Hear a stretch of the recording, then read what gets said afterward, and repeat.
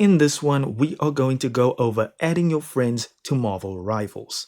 Drop us a like or subscribe so we can keep bringing you helpful videos just like these. So on the play section, you will see your name and plus icons underneath.